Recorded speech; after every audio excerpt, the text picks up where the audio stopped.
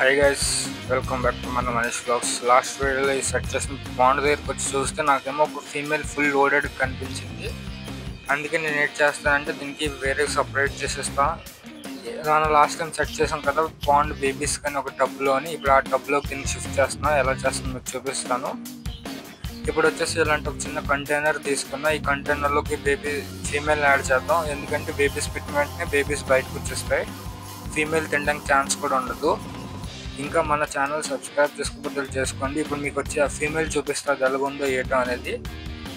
ఇవ్వండి, ఇప్పుడు దీంట్లో కొంచెం ప్లాంట్స్ గట్రా అన్నీ యాడ్ చేశాను. ఇప్పుడు వచ్చేసి ఫీమేల్ కూడా యాడ్ చేస్తాను. ఇది వచ్చేసి టక్సిడో 2 గప్పీస్.